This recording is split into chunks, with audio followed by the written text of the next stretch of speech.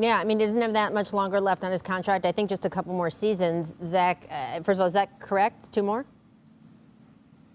I believe after 2022, he can be a free agent. And what is your reaction, Zach, to Kendrick saying that James isn't even picking up the phone for members of the Rockets organization? Little news there, Perk. Nice news breaking. I haven't personally heard that. I've heard kind of murmurings of things like that, and I don't know whether that's on James, whether that's on the organization, whether that's because of the upheaval that's happened. I mean, he and Daryl Morey had a good relationship. He and Mike D'Antoni had a good relationship. Maybe some of that is playing into it, but maybe Perk can speak to what's going on there because I haven't really heard that. Chiney, when you hear that members of the organization, players aren't picking up the phone for some of the key guys, including the owner, as a player, what does that mean to you?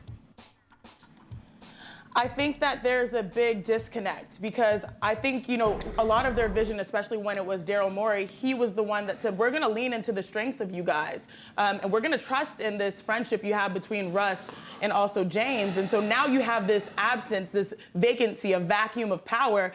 And we're seeing a lot of things, a lot of dynamics. You can look in Brooklyn where they're leaning heavy on the opinions of stars. And I think the Rocket stars sort of want that same ability to be able to say, hey, we're building together from the jump now that this is a new start. But it seems like the communication hasn't been there from the jump since this transition has started. Yeah, and look, Perk, we heard, and we talked about this with you on the show, that these guys did have some voice in the Silas hire, but it's much broader than that, of course, and sort of what kind of franchise they want to be. Do you see them, Perk, as someone who's a championship contender, which is obviously Russ and James's standard?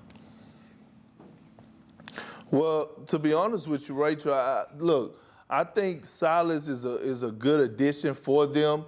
I strongly know that James Harden and Russell Westbrook wanted Ty Lue, but the front office and ownership chose to go another direction. That's one thing. Second of all, I strongly believe, well, I know this, that James Harden and Russell Westbrook wanted a say in who was going to be the next GM once Daryl Morey decided to walk away. So there was a conflict and confusion in itself, and I think that's what started the smoke right there. And where smoke is fire. So right now, James and Russ don't have time to wait. You know, these guys are getting up in age. You know, they're peeping, you know, towards the end of their prime, and they want to be involved, and rightfully so. Look, James Harden took the Rockets and made them relevant again. This is a guy that has led the league in scoring every single year for the last 3 years, has been in the MVP conversation, has made them a contender.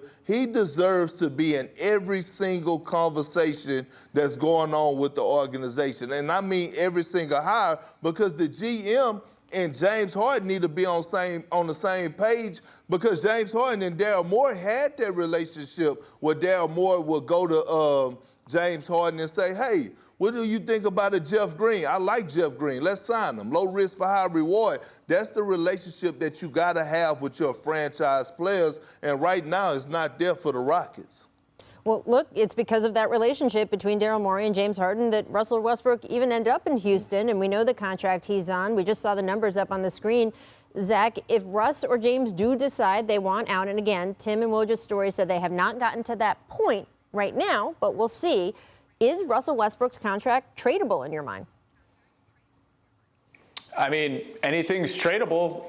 The Rockets traded for it, but I haven't found a team that really makes sense. There's been some rumors about the Clippers and the Knicks in the last couple of days. Let me address those. I don't think the Clippers are interested in Russell Westbrook, and I actually would be surprised if the Knicks were too. I think the Knicks are projecting more patience than people thought. Of course, that could always change. It's the Knicks. It could change at the drop of a hat. There's probably some people who are less patient within there. But one thing I would like to say, Shanae made a great point, that the Rockets are spinning and spinning and spinning, right? It was Dwight. It was Chris Paul. Now it was Russ. At what point do we start to ask you, like, why are they spinning all the time? What's the common denominator there? Is there a shelf life that other stars have to playing with James? Or is there a shelf life to the style of play that they've chosen? Or is it just that was Daryl's MO, like spin, spin, spin. One thing doesn't work, let's move to the other thing. But she's right. They have spun between identities a lot, and it feels like they've kind of hit the end of the spinning process for now. Thanks for watching ESPN on YouTube. For live streaming sports and premium content, subscribe to ESPN+.